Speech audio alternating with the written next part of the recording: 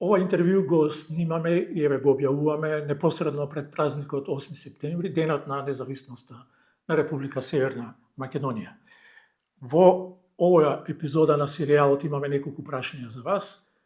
Го поканивме поранешниот министер за надворешни работи, универзитетски професор, господинот Денко Малески, кој практично беше учесник во настаните од 1991 година, кога беше прогласена независноста на Република Македонија тогаш.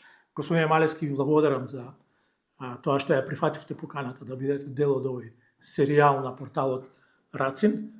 Како што најавив, во пресрет на утрешниот ден, денот на независноста, и тоа е исклучителна можност токму со вас да разговараме живиот сведок на тие настани, да разговараме за таа 91 година, а потоа полека да се префрлиме на актуелните прашања од меѓународната политика на нашата држава.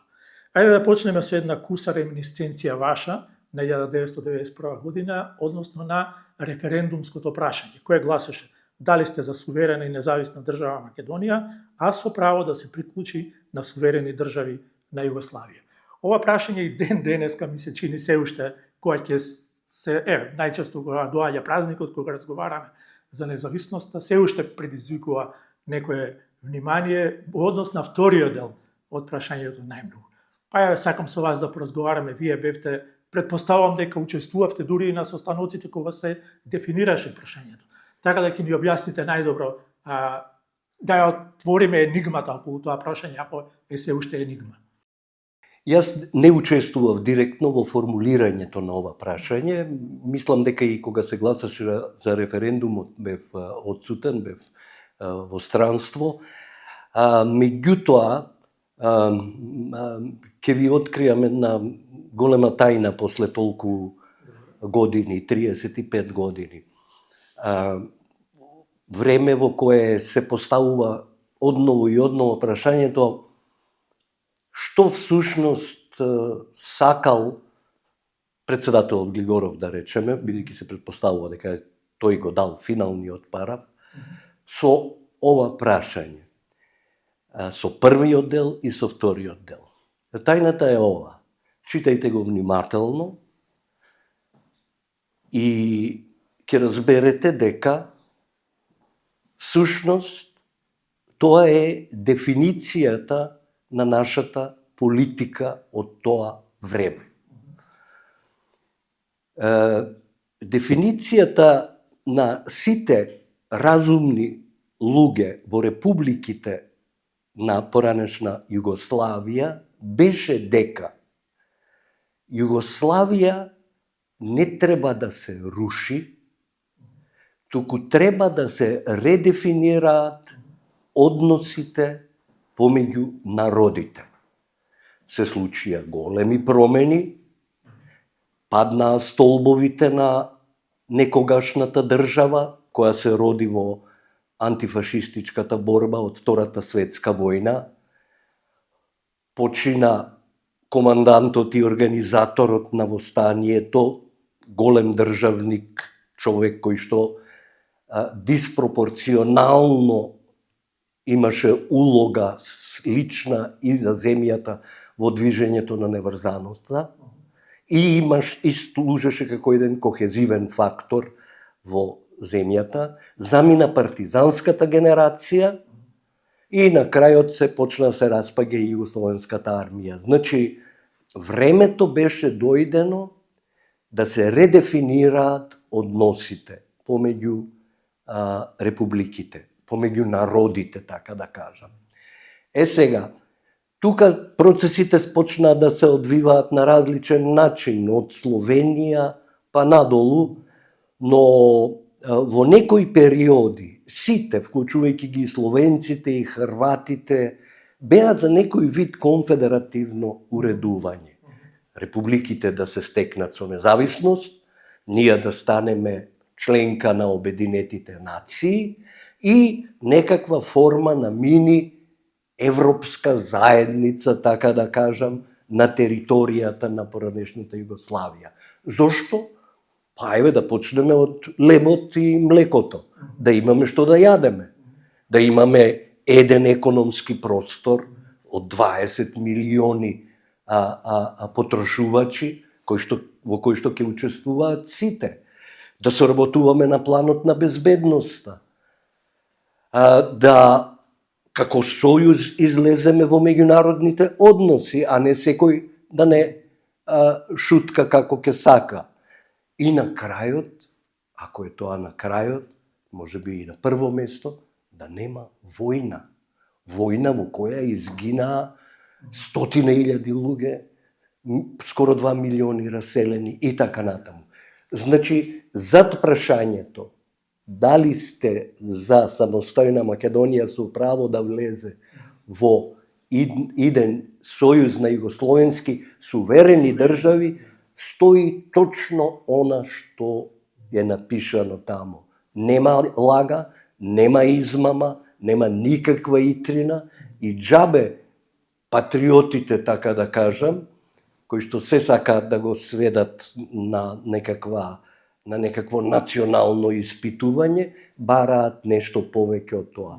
Тоа беше нашиот став, јас тој став го формулирав и го бранев на конференцијата за Југославија, на која требаше да се дојде до решение на кризата. Така. Но знаеме потоа како тргна настаните, за жал.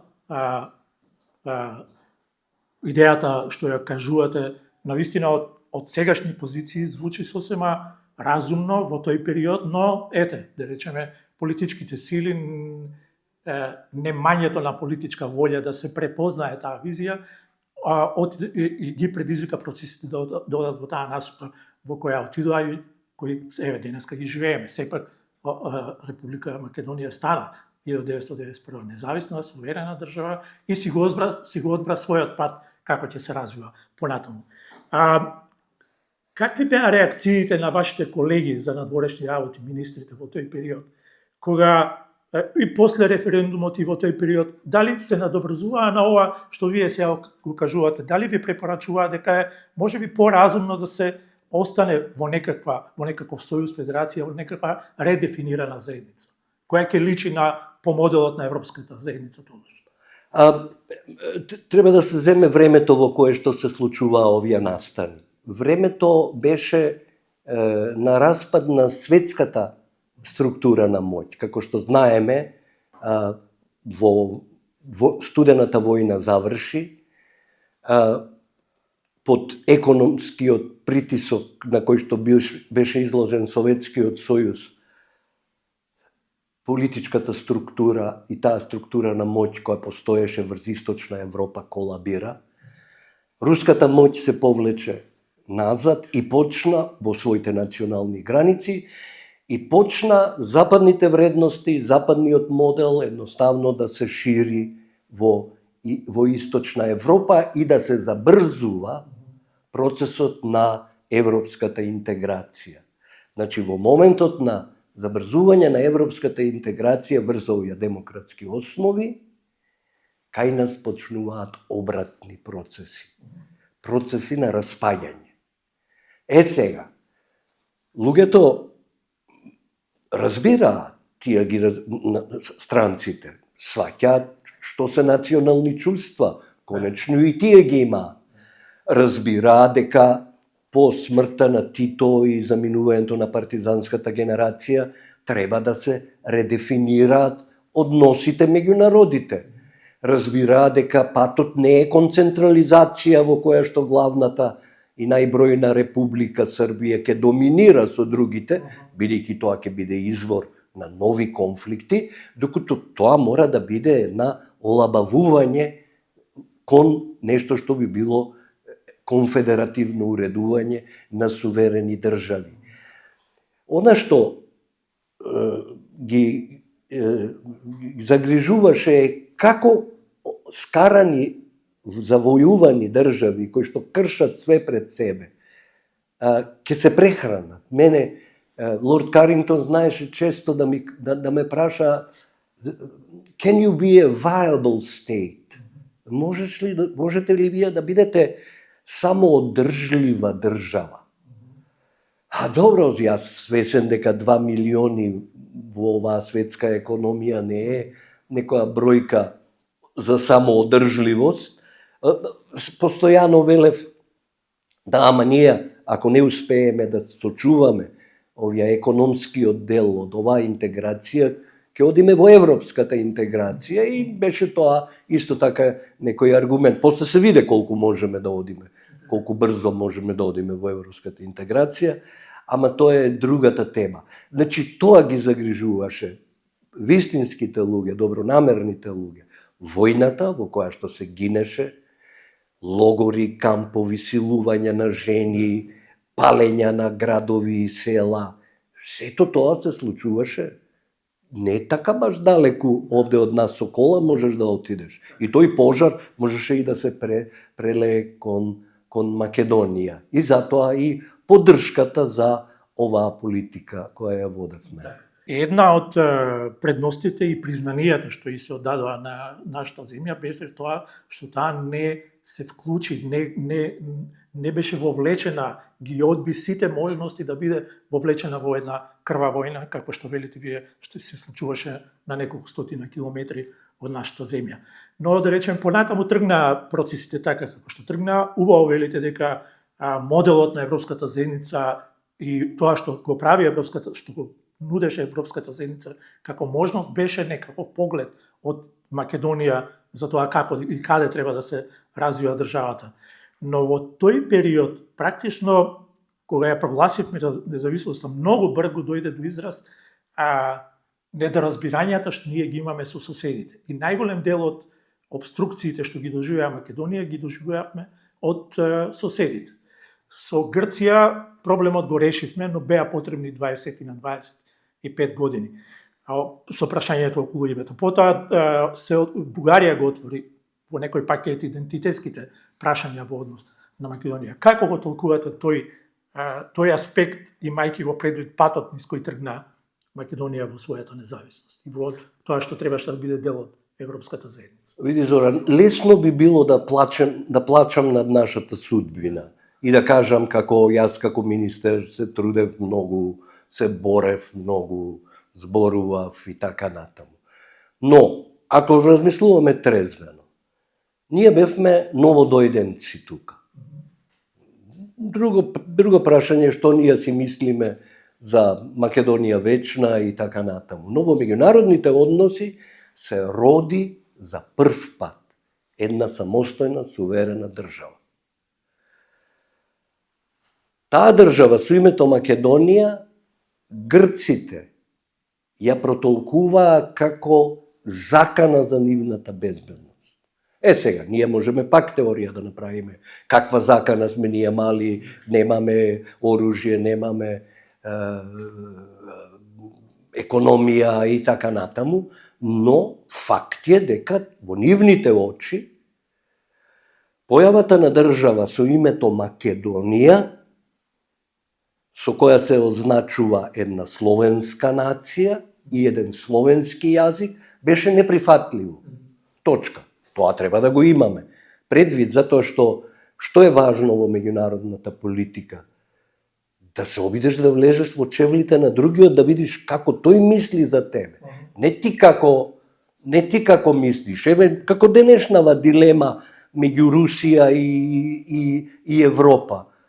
Европа вели, па ние сме бенигни, ние шириме само демократија.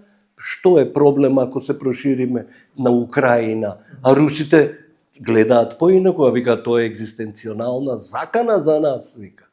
Во таа смисла, ние моравме да бидеме многу трпеливи и да бараме решение. Јас бев за барање на брзо решение преку компромис. Најмалку за она што подоцна се случи, уште повеќе со прстот во око на грците, со антиквизација, со сите тие други работи кои ни земаа време. Значи, и ако оставиме се на страна, доволен е фактот дека вие имате држава која е членка на Сојузот на кој сакаш да му припаѓаш. Таа членка, се викала ли Грција, се викала ли Бугарија, има право на вето. Тоа вето не се одразува, не се манифестира како вето и така натаму, него туку несогласување и точката се вади од дневен ред, не става на дневен ред. Така што тој факт мораш да го земеш предвид при формулирањето на надворешната политика. Не вреди да плачеш околу факт дека сојузите се формираат за да ги бранат интересите на своите членки.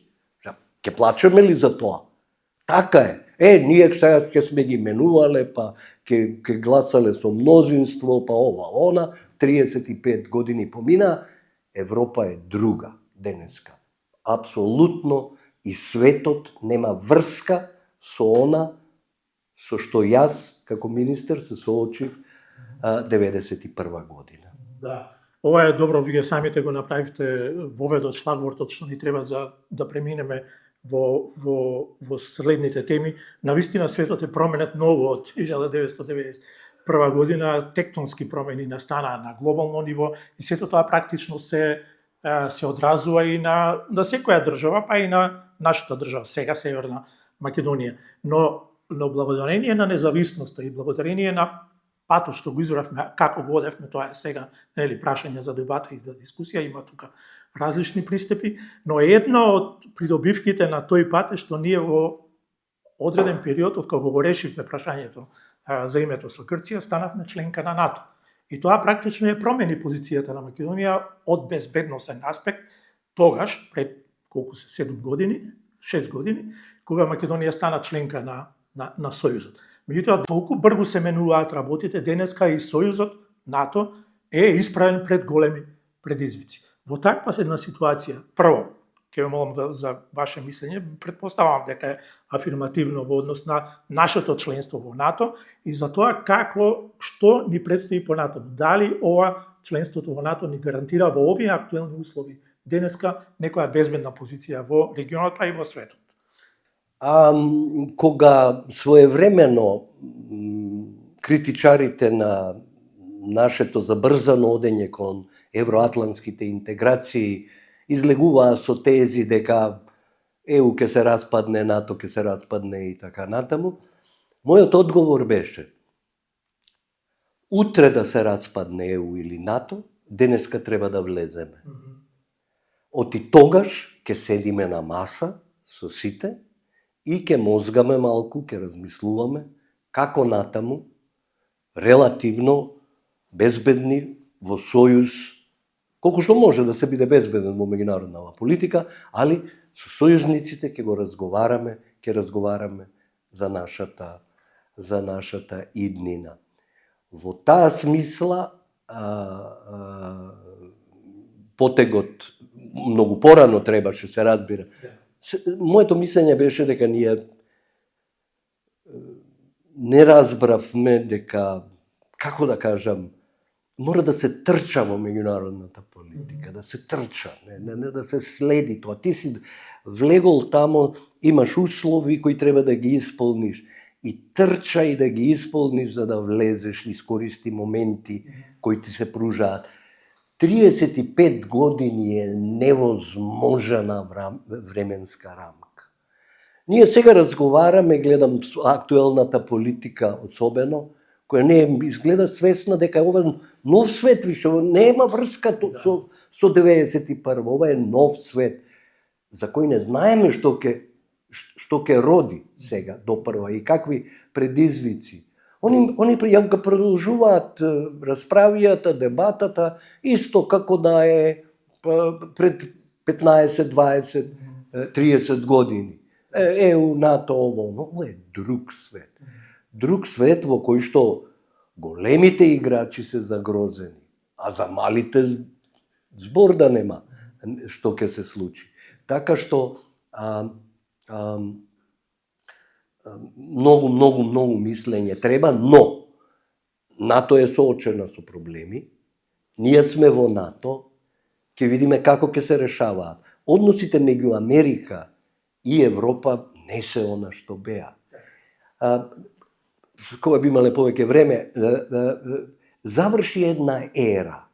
Заврши ерата на униполарниот момент во светската политика. 89-та, кога падна Берлинскиот зид, и подоцна 91-та, кога се распадна Советскиот сојуз, заврши една ера. Биполарната структура на светскиот поредок беше заменета со униполарна. Америка стана единствената голема сила. Русија беше на колена, не можеше ништо да се спротивстави и беше изложена и на понижување и на се она што се случува кога си слаб во меѓународната политика. До години подоцна кога се смени приказната. Така што еве тука да заправам. Да. Малце подоцна ќе разговараме и за овие прашања што сега ги отворивте, но да се вратиме назад на Македонија. Членството во НАТО го обезбедивме и тоа е еден сериозен, значаен чекор за државата, но не успеваме никако да го завршиме процесот со членството во Европската унија. Вие во неколку наврати имате кажано дека француска, така наречената францускиот предлог за решавање на прашањата, конечно, барем да се надеваме дека тоа би било конечно, за да се отвори процесот за затварање на поглавјата од преговарачкиот процес, е нашата единствена шанса сега и треба да ја искористиме максимално. Останувате на тоа тврдење и понатаму дали има алтернатива, некој решение кое го бараат сега актуелната власт и меѓународната? Апсолутно останувам и нема тука што друго да се очекува. Освен да се обидеме да одговориме на барањата на Сојузот. Еве, да ги оставиме настрана нашите историски трауми, идеологијата и така натаму. Да погледнеме какви би биле односите без францускиот предлог и со францускиот предлог. Без францускиот предлог имаме повторување на грчката приказна. Вето стои 25 години, додека не скршат и седнеме и подпишеме. Тоа е едната алтернатива. Со францускиот предлог е следната. Не запираат во процесот. Ние ги отвараме поглавјата и се движиме напред, и требаше да се движиме веќе 4-5 години, не е од сега, се движиме напред и разговараме за историските теми кои што ги засегаат двата народи. Да, но сега. надвор од процесот. Во некоја смисла надвор од процесот, во некоја поширока смисла како дел од процесот. Што е идејата? Идејата е пријателство меѓу двата народи, решавање на тема една која една членка на Европската унија ја има и за која е важна. Сега ние викаме тоа е ваш проблем. Па не е нивен проблем, бидејќи е и наш проблем, бидејќи всушност е наш проблем. Ние стоиме во место. Зошто не би имал паралелна дебата за да ги расчистиме тие работи? Што е проблемот со актуелната власт која дојде на позиции преку една, како да кажам, преку искористување на овој историски анимозитет, па и омраза за мене тотално неразбирлива кон еден народ соседен, како што е Бугарија. Они не сакаат, како ја ги разбирам, они не сакаат да зборуваат за минатото. И викаат, еве ние ќе одиме поглавја, вие критикувајте не ако не сме добри, ќе се повториме овола, ама ние не сакаме да разговараме за она што соседот сака да збори, за историјата, за минатото. Океј, ако можеш да го изведеш тоа, ајде. Ма не можеш. Очигледно дека не може. Не може, затоа што за бугарите е исто важно. Јас би рекол следново. Колку што Грците беа спремни да се откажат од Александар Велики во наша корист, исклучиво, толку бугарите се спремни да се откажат од Гоце Делчев во наша корист, исклучиво. И пак треба тогаш да се мисли, тогаш треба да се бара решение. Инаку друго решение нема. Но тоа е како јас гледам на глобалната политика, а како внатре што се случува кај нас, мислам дека сегашната структура е заробеник на победата своја. И они не можат ништо тука да сменат до крајот на мандатот. Ќе искористам нешто што и самите го кажавте, дека ние гледаме на процесите исклучиво од нашата перспектива, без да го имаме во предвид, да имаме перспективата во предвид на другите, на овие околу нас. Така мислам дека за истото станува збор и кога станува збор за односот на Европската унија кон Македонија. Ние не гледаме, вие самите рековте, Европската унија не е тоа што беше некогаш. Таа сега се соочува, мислам дека го имате тоа спомнато и во една ваша колумна, таа сега се соочува со тоа да го сочува своето единство. И тоа автоматски единството на унијата го става во приоритет, наместо за сметка можеби на проширувањето. Иако Европската унија и понатаму настојува и вели, постојано повторува дека отворени се за земјите од Западен Балкан, дека сакаат да бидат вклучени и така натаму. А дури и во најдобрите времиња на Европската унија, во најдобрите времиња, Мастрих, кога се гласаше, кога заедницата прерасна во унија, кога унијата беше златна кокошка, не? Сигурна, безбедна, американско присуство во Европа. Дури и во тие времиња, да речеме, големите сили на Европа, Франција, Германија, Британија, они беа задолжени пред се за единството на Сојузот. Далеку од умот е да помислиш дека еден сојуз кој е формиран, кој да е, низ историјата, како сакаме да го гледаме, ќе биде разрушен заради аспирациите на друга држава да стане членка. Тоа нема да се случи. Тоа не се случи со Грција, тоа нема да се случи со Бугарија, кој е дел од тој сојуз. И они тоа нема да го разрушат единството заради Македонија. Власта, политиката која водат, тие мораат да размислуваат во овие категории, а не во народот што ќе каже и така натаму. Така. И бидејќи наистина веќе немаме многу време, јас само сакам да ја прашам, иако прашањето што ќе го поставам апсолутно само по себе ќе нуди еден широк одговор, но ќе ве замолам да бидете онака по концизни во однос на тоа. Во однос на актуелната политика сега и во однос на новото распоредување на силите во светот.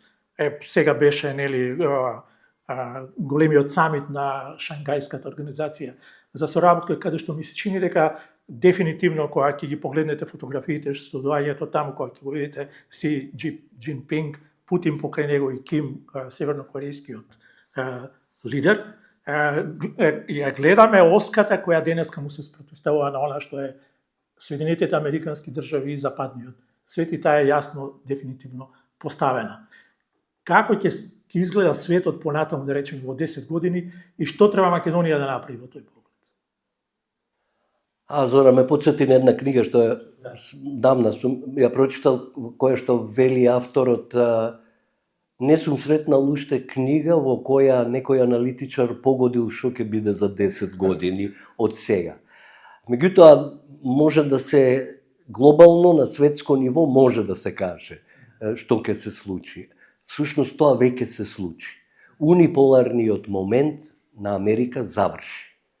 Ние искористивме и во тој момент, и ние можеме само да жалиме за тој момент. Но има две приказни тука.